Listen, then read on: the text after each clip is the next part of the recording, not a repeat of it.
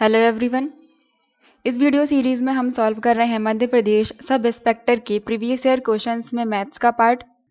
इसमें केवल मैथ्स के क्वेश्चन ही लिए गए हैं। यह वीडियो हेल्पफुल रहेगा एमपीएसआई 2020 के लिए। तो यह है पार्ट 1 और इसमें लिए हैं 26 अक्टूबर 2017 के शिफ्ट 1 के क्वेश्चंस। पहला क्वेश्चन है a equal to 2/3 of b, b equal to 4/5 of c और a ratio b ratio c निकालना है।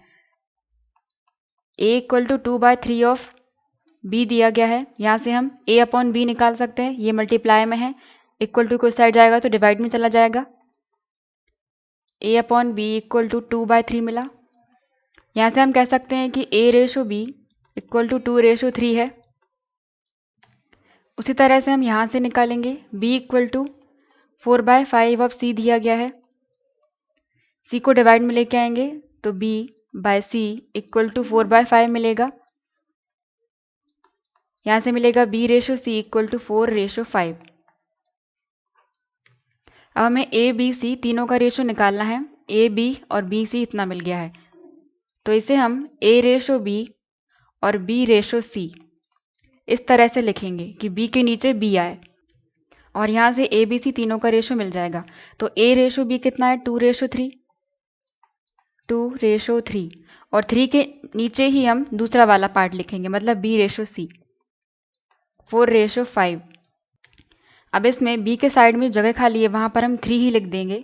3 के साइड में जो जगह है वहाँ पर 3 लिखेंगे सेम, और 4 के साइड में हम 4 ही लिख देंगे और नीचे की तरफ हम मल्टीप्लाई करेंगे। 2 का मल्टीप्लाई 4 में तो 8, 3 का 4 में 12 और 3 का 5 में 15। तो 8, 12 और 15 ये तीनों का रेशो आ गया a ratio b ratio c। Fourth option इसका राइट आंसर है। सेकंड क्वेश्चन है 10th है, मतलब पेपर का ये 10th नंबर पे था।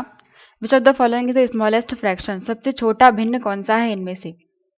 तो इसको निकालने का या तो एक तरीका है कि डिवाइड कर लो नॉर्मल, जो छोटा आए वो सबसे छोटा फ्रैक्शन हो गया, या फिर इसको ऐसे भी सॉल्व कर सकते हैं कि हम इन फ्रैक्शन का अंतर ले लें। 3/5 दिया गया है तो 3 और 5 के बीच में कितना अंतर है, 2 का है। 7 और 9 में फिर 2 का अंतर है। 11 और 13 में 2 का, और 1 और 2 में 1 का अंतर है। ये हमने डिफरेंस निकाल लिए सबके। अब इन डिफरेंस का हम एलसीएम लेंगे। इन सब का एलसीएम आ जाएगा 2, 2, 1, इनका एलसीएम आएगा 2। अब यहाँ पे हर एक फ्रैक्शन के लिए हमें एक वैल्यू फाइंड करनी है। एलसीएम डिवाइड में डिफरेंस इनटू न्यूमरेटर, मतलब ये ऊपर वाले नंबर में हमें मल्टीप्लाई करना है। तो पहले वाले फ्रैक्शन के लिए हम देखते हैं। सबसे पहले एलसीएम 2 डिवाइड में डिफरेंस, इसका 2 ही है, और इनटू में न्यूमरेटर मतलब 3। तो 2 से 2 कैंसिल, इसका आया 3।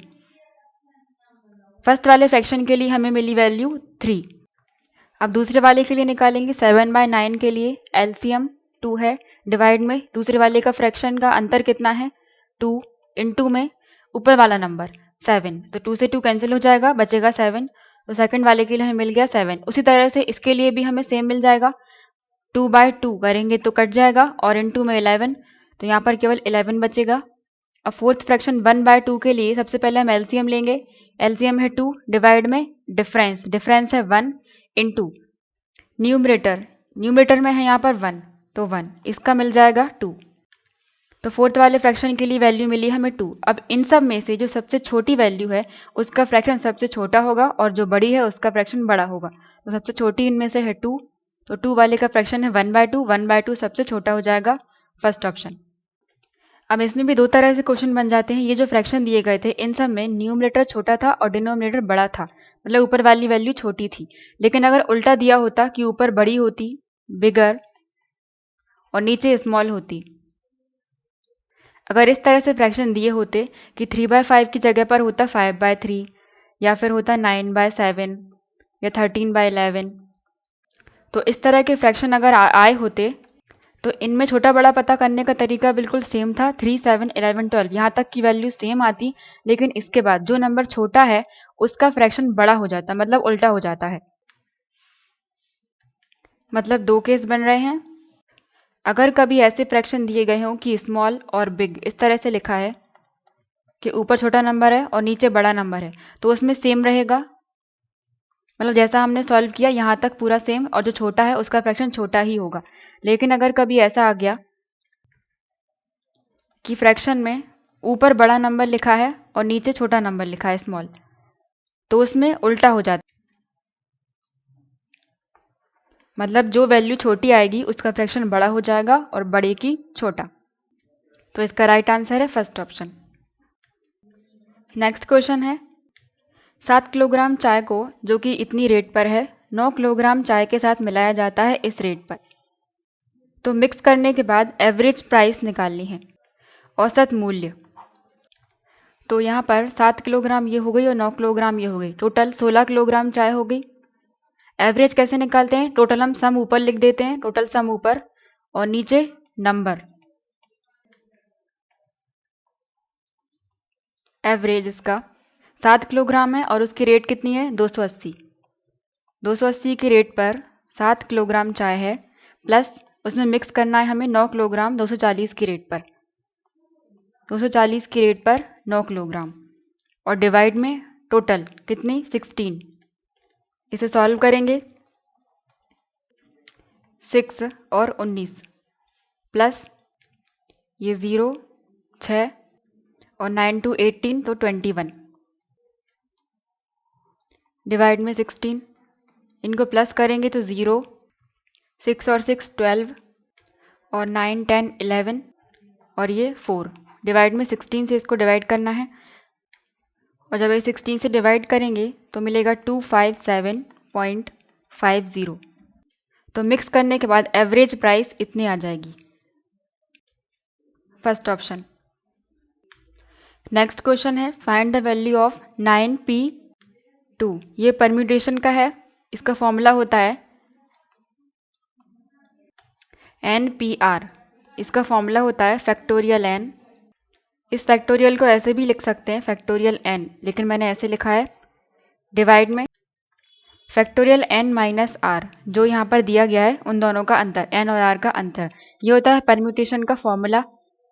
परम्यूटेशन और कॉम्बिनेशन में यूज़ किए जाते हैं। ये NPR है।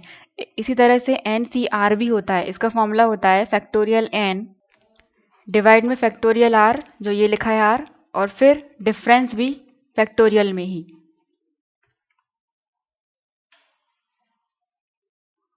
ये दो फॉर्मूले यूज किए जाते हैं परम्यूटेशन और कॉम्बिनेशन में।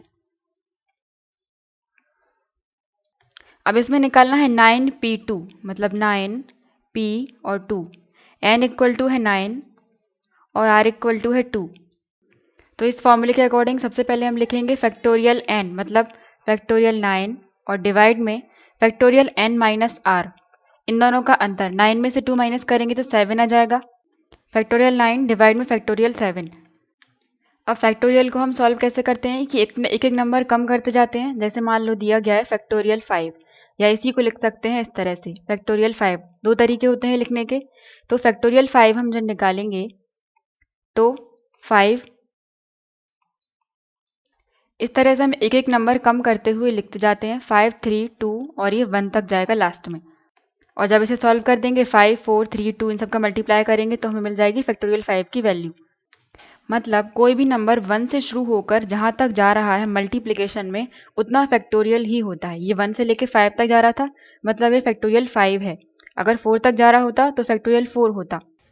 इस फैक्टोरियल 5 को हम इस तरह से भी लिख सकते हैं कि फैक्टोरियल 5 तो है ही, हम एक नंबर बाहर निकाल देंगे तो अंदर क्या बचेगा? 4। तो इसको हम फैक्टोरियल 4 लिख सकते हैं।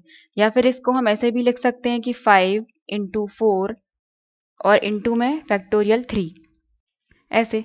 अब इसी तरह से हम इसको सॉल्व करेंगे कि 9 और 7 दिया गया है तो हमें सेम नंबर पे लेके आना है। तो 9 को हम कम करते जाते हैं, 9 इंटू में लिखा 8 और फिर क्या बचा? 8 के बाद आएगा 7, तो अंदर फैक्टोरियल 7 और डिवाइड में फैक्टोरियल 7 सेम चल रहा है।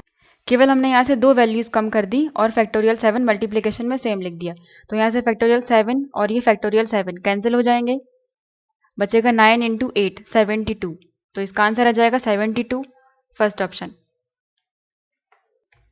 नेक्स्ट क्वेश्चन है ए स्टार्ट्स अ बिजनेस। ए ने एक बिजनेस स्टार्ट किया जिसमें उसने इतने रुपए लगाए और फिर बाद में उसे बी ने ज्वाइन कर लिया इतने रुपए लगाकर।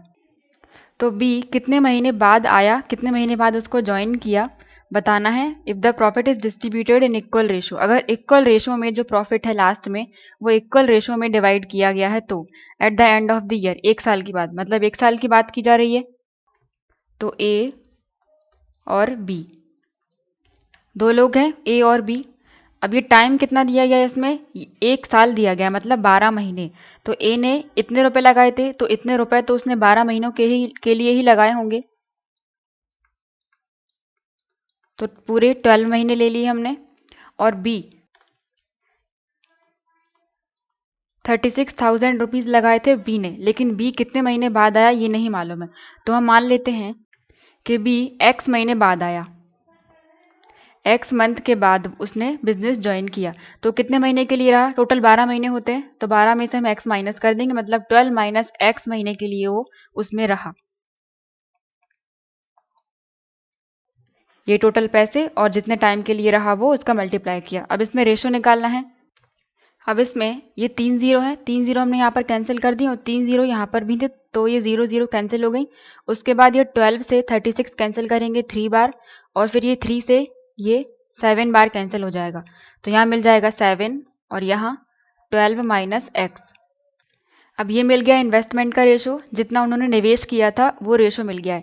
अब क्वेश्चन में बोला है कि उन दोनों को सेम प्रॉफिट मिला है, समान लाभ हुआ है, तो इन दोनों रेशो को हम बराबर रख देंगे क्योंकि सेम प्रॉफिट हुआ है। इन्वेस्टमेंट का रेशो 12 माइनस एक्स, रेशो को हम ऐसे भी लिख सकते हैं डिवाइड में, इक्वल टू, इक्वल है प्रॉफिट, तो हमने 1:1 ले लिया, 1/1।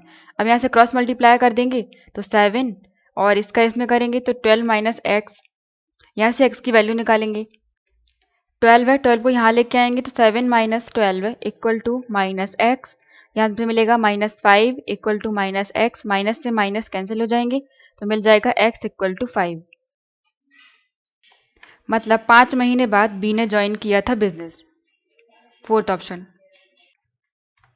नेक्स्ट क्वेश्चन है, एक कार है जो कि इतनी स्पीड से चल रही है 60 किलोमीटर पर आवर की स्पीड से, एक डेफिनेट डिस्टेंस, एक निश्चित दूरी को तय करती है 1 घंटे में, और वही सेम दूरी, सेम डिस्टेंस एक दूसरी कार इतनी स्पीड से कवर करती है, तो इस स्पीड से कवर करने का टाइम बताना है, दूसरी कार को कितना टाइम लगा।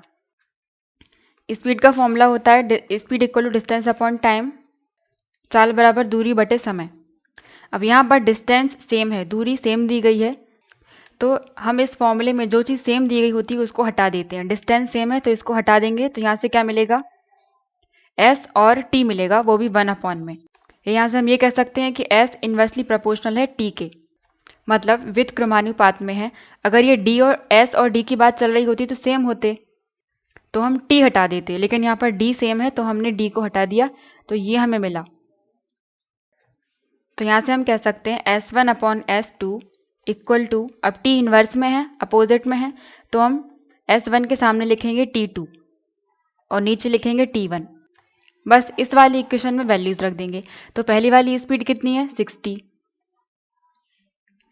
है। दूसरी वाली स्पीड कितनी है दूसरी कार के लिए, 40 इक्वल टू T2 मतलब दूसरी वाली कार का टाइम, वो तो हमें निकालना ही है, तो उसकी जगह हम T2 लिख देते हैं।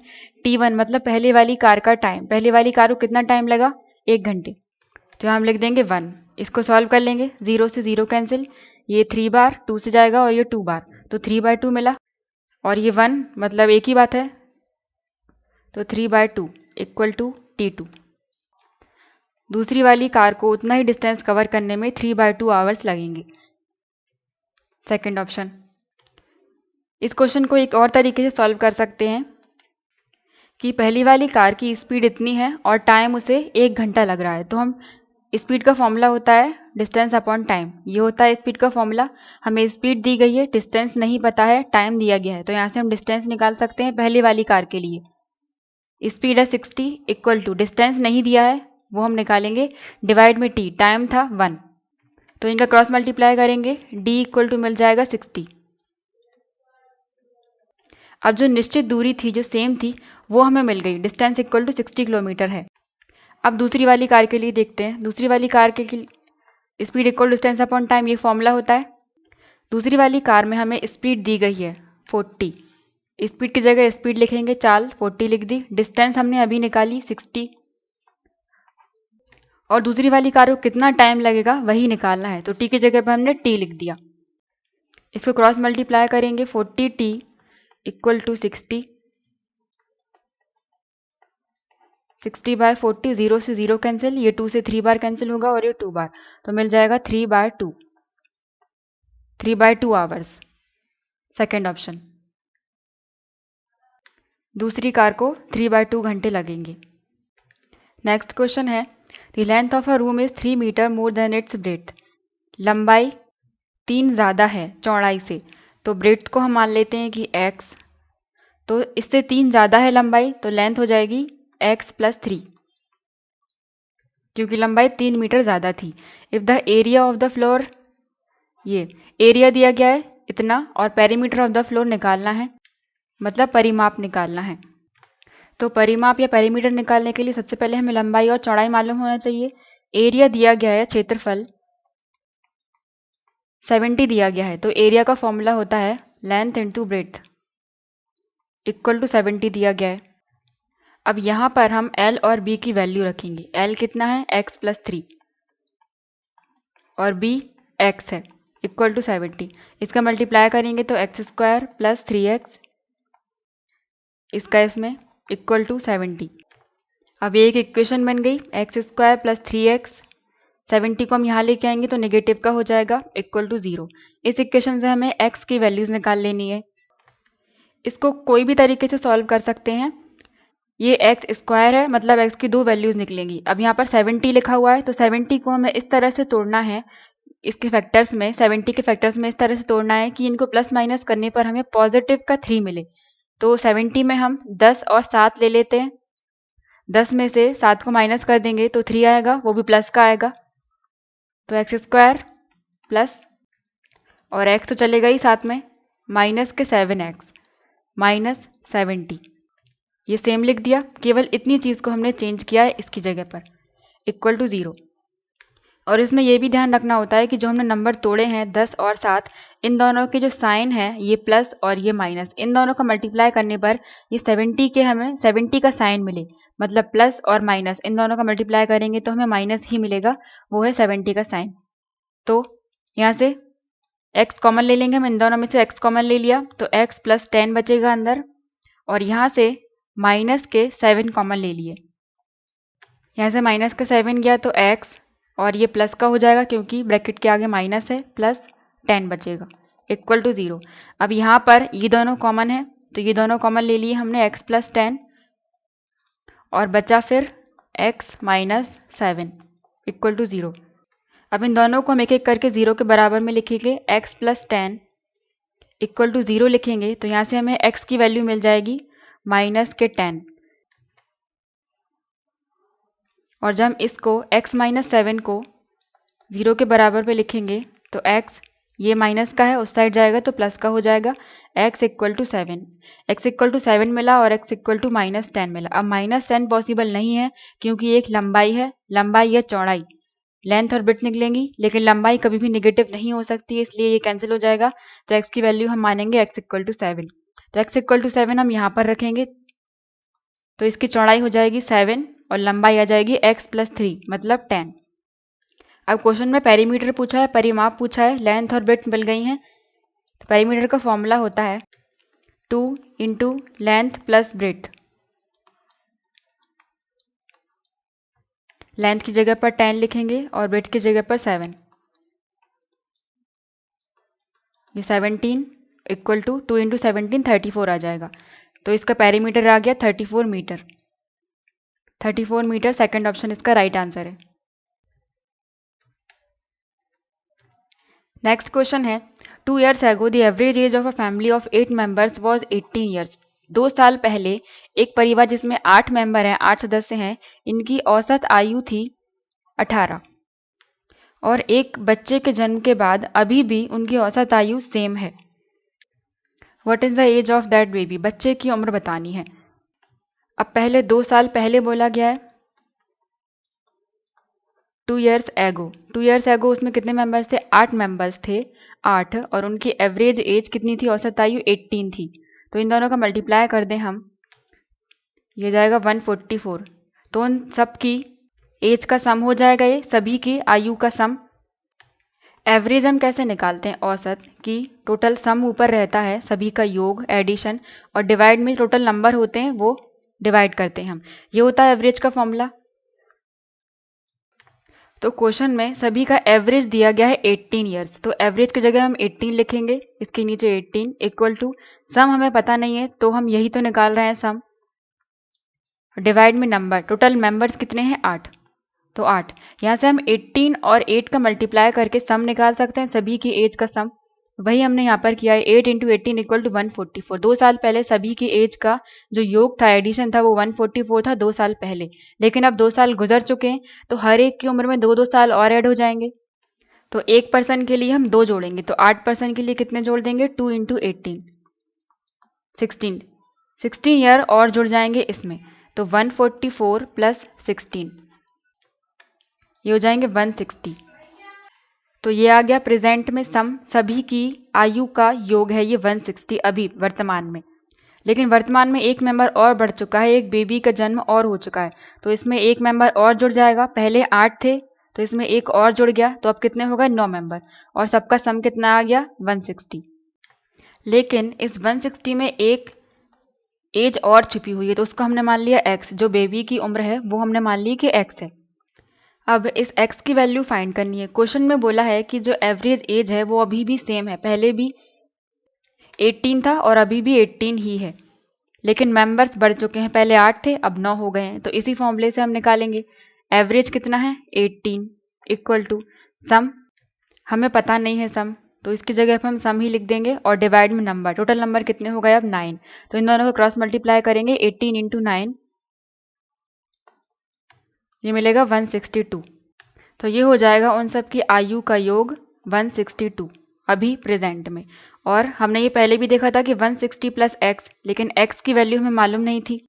अब यहाँ से ये दोनों चीज़ें सेम हैं, इन दोनों को हम बराबर लिख सकते हैं, 160 प्लस x इक्वल टू 162, क्योंकि 160 ये कितना है? ये 8 मेंबर की आयु है, और ये एक है उस बेबी की आयु, और ये 162 सभी 9 के लिए है जो हमने इस फॉर्मूले से निकाली है। तो इन दोनों को हम बराबर लिख सकते हैं क्योंकि है तो ये 9 मेंबर की ही।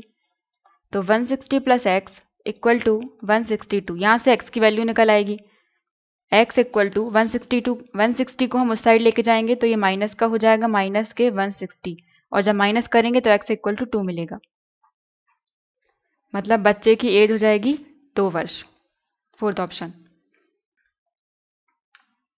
नेक्स्ट क्वेश्चन है, 100 मीटर लॉन्ग ट्रेन, 100 मीटर की एक ट्रेन है जिसकी स्पीड है 30 किलोमीटर पर आवर।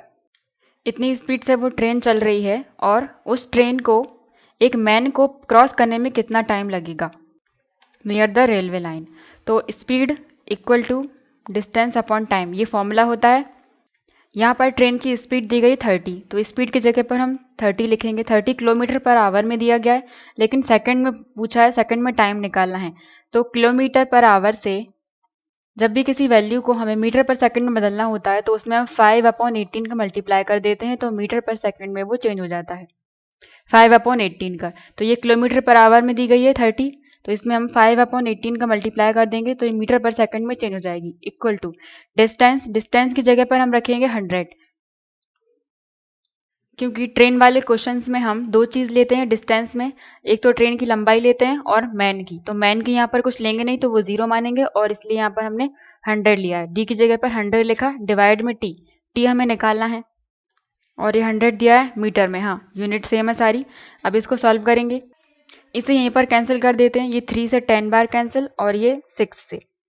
अब यहाँ पर 10 है, ये 100 है, इक्वल टू में है तो कट सकते हैं, ये 0 से ये 0 कैंसिल हो जाएगा, यहाँ कितना बचा 5/6 equal to 10/t, cross multiply करेंगे तो 5t इक्वल टू 60 मिलेगा, और 5 को डिवाइड में लेके जाएंगे तो 60 डिवाइड में 5, इसे 5 से कैंसिल करेंगे तो 12 बार कैंसिल हो जाएगा, t इक्वल टू टाइम मिल गया 12 सेकेंड, मतलब उसे 12 सेकेंड लगेंगे उस मैन को क्रॉस करने में, 12 सेकेंड, सेकेंड ऑप्शन।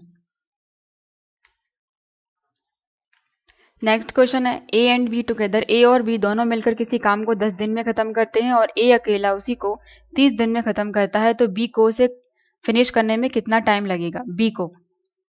तो ए और बी को कोई काम खत्म करने में 10 दिन लग रहे हैं, तो ए और बी का एक दिन का काम कैसे निकालते हैं? टोटल डेज में हम 1 का डिवाइड कर देते हैं, तो 1/10। ए और बी को टोटल टाइम 10 डेज लग रहे हैं इस काम को खत्म करने में, और एक दिन में वो कितना काम करेंगे? 1/10। टोटल काम का 1/10 काम खत्म करेंगे। उसी तरह से ए को 30 दिन लग रहे हैं, तो ए एक दिन में कितना काम करेगा? 1/30। और बी का निकालना है, तो हम मान लेते हैं कि बी को पूरा काम खत्म करने में x डेज लगेंगे। तो एक दिन में बी कितना काम करेगा? 1 से डिवाइड कर देते हैं, 1/x इतना काम करेगा एक दिन में। तो हम ए का एक दिन का काम और बी का एक दिन का काम जोड़ देंगे, इक्वल टू में रखेंगे ए प्लस बी दोनों का एक दिन का काम, 1 डे वर्क। तो ए का 1 डे वर्क कितना है? 1/30 प्लस बी का 1 डे वर्क कितना है? ये 1/x इक्वल टू इन दोनों का 1 डे वर्क कितना है? 1/10। यहाँ से x की वैल्यू फाइंड करना है। कोई भी मेथड से इसको सॉल्व कर सकते हैं, ये बेसिक RS अग्रवाल मेथड है। तो यहाँ से एलसीएम लेंगे, एलसीएम नहीं, ये 1/30 प्लस का है, 1/30 को हम उस साइड लेके जाएंगे इक्वल टू के, तो ये माइनस का हो जाएगा। ये प्लस का था तो माइनस का 130 हो जाएगा। अब यहाँ से एलसीएम लेंगे, 1/x इक्वल टू इन दोनों का एलसीएम लिया, आएगा 30। अब इस 30 को डिवाइड करेंगे 10 से, तो 3 मिलेगा, और 3 × 1 3 माइनस 30 को डिवाइड करेंगे तो 1, ये 1 × 1 1 आ जाएगा। फिर 1/x इक्वल टू 3 में से 1 माइनस करेंगे तो 2 डिवाइड में 30। इसे कैंसिल कर दें तो ये 15 बार कैंसिल हो जाएगा। 1/x इक्वल टू 1/15 मिलेगा, क्रॉस मल्टीप्लाई करेंगे तो x इक्वल टू हमें 15 मिल जाएगा। और x क्या था? b का काम खत्म करने का टाइम। तो b को पूरा काम खत्म करने में 15 दिन लगेंगे। सेकंड ऑप्शन इसका राइट आंसर है। नेक्स्ट क्वेश्चन है, 4 घंटियां हैं जो कि 5, 6, 8, 9 इतने सेकंड के अंतराल पर, इतने सेकंड के इंटरवल पर बजती हैं। सभी घंटियां किसी एक समय एक साथ बजती हैं, तो दोबारा से वो सब एक साथ कितने टाइम बाद बजेंगी? मतलब एक बार तो वो साथ में बज चुकी हैं, तो दोबारा वो साथ में कितने टाइम बाद बजेंगी? मतलब वो कम से कम टाइम बताना है कि कितने टाइम बाद वो दोबारा से सेम बजेंगी, मतलब साथ में। तो इस तरह के केस में हम क्या करते हैं, जो टाइम इंटरवल दिया रहता है उन सब का एलसीएम ले लेते हैं। तो इन सभी टाइम का हम एलसीएम ले लेंगे, 5 का, 6 का, 8 का और 9 का। 5 इनके फैक्टर कोई भी तरीके से एलसीएम निकाल सकते हैं, मैं फैक्टर से निकाल रही हूँ। 5 इसका आ जाएगा 2 × 3, और इसका आ जाएगा 2, 2 और 2, और इसके 3 और 3। तो एलसीएम ले रहे हैं तो मैक्सिमम पावर लेंगे, यहाँ से आ जाएगी केवल 5 इंटू में, यहाँ से क्या 2 की लेंगे, तो 2 की ये मिनिमम है, 2 की मैक्सिमम पावर ये है 3, मतलब 2 की पावर 3 3 बार, या फिर इसको डायरेक्ट 8 लिख देते हैं। 8 इंटू में 3 की मैक्सिमम पावर, यहाँ से ये 3 की पावर 2, 3 की पावर 2 मतलब 9, इन तीनों का मल्टीप्लाई करेंगे तो 40 और ये 9 मतलब 360 सेकंड बाद वो सब एक साथ बजेंगी।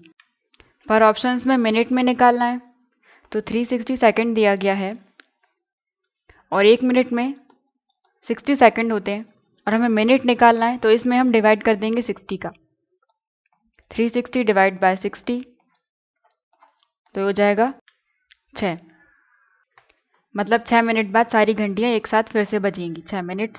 Second option. नेक्स्ट क्वेश्चन है, a student was asked to multiply a number by 3/2। कोई एक नंबर है, मान लो कि x है, उसमें 3/2 से मल्टीप्लाई करने के लिए बोला गया था, 3/2 से, लेकिन उसने क्या कर दिया, डिवाइड कर दिया 3/2 से, मतलब उसी नंबर को 3/2 से डिवाइड कर दिया। तो जब 3/2 को हम डिवाइड करेंगे तो ये पलट जाएगा, इतना हो जाएगा। ये 3/2 ये डिनोमिनेटर में था और ऊपर जाएगा, तो इसलिए हमने इसको पलट दिया, 2/3 हो गया। मतलब करना उसे ये था और कर उसने ये दिया, और बाद में बोला his result was less than 10 less than the correct answer. मतलब ये है करेक्ट आंसर, जो वो करता, जो उसने किया नहीं, उसने ये कर दिया 2/3। इन दोनों का अंतर दिया गया है 10, क्योंकि 10 कम है, मतलब दोनों का अंतर 10 है। तो हम ऐसे लिख सकते हैं x × 3/2 minus x × 2/3 equal to 10, दोनों का अंतर 10 है। अब इन दोनों को सॉल्व करना है। ये हो जाएगा 3x by 2 minus 2x by 3 equal to 10।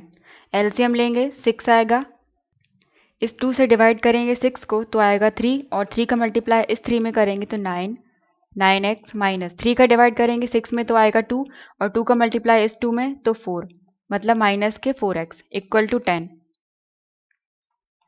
9 में से 4 माइनस करेंगे तो 5x आएंगे, 5x डिवाइड में 6 इक्वल टू 10 और क्रॉस मल्टीप्लाई कर देंगे तो 6 इंटू 10 इक्वल टू 5x। ये 5 मल्टीप्लाई में है, डिवाइड में आ जाएगा 6 into 10 divide by 5 equal to x। 5 से इसे कैंसिल करेंगे 2 बार तो 6 इंटू 2 12, x की वैल्यू आ जाएगी 12। और x हमने माना था कि वो नंबर था, हमने वही नंबर माना था कि x है, तो x की वैल्यू आ गई 12। थर्ड ऑप्शन राइट आंसर है। नेक्स्ट है, in a village 30% of the population is literate, 30% population साक्षर हैं। टोटल पॉपुलेशन दी गई है यहाँ पर 6600। तो नंबर ऑफ लिटरेट पीपल, साक्षर लोग कितने हैं टोटल वो बताना है। तो 30% है और टोटल ये 30% हम निकाल दें इसका। 30% परसेंट का साइन हटाएंगे तो डिवाइड में 100 आ जाएगा इनटू टोटल, टोटल कितने हैं 6600, 2 जीरो से 2 जीरो कैंसिल और 30 इंटू 66, 0 आ जाएगा 18 और फिर 1 19, 1980। सेकंड ऑप्शन इसका राइट आंसर है। नेक्स्ट क्वेश्चन है, a radius of circular wheel is 21 centimetre, how many revolutions will it make in travelling 9 to 4 metres. Radius दी गई है इतनी 21 सेंटीमीटर और 9 to 4 मीटर तक जाने में उसे कितने रिवॉल्यूशंस लग जाएंगे, कितने चक्कर वो लगा लेगा। मान लो ये एक पहिया है, ये एक व्हील है और इसकी रेडियस दी गई है 21, रेडियस 21 सेंटीमीटर है। तो इसका हम सर्कमफ्रेंस निकाल लें टोटल इसका।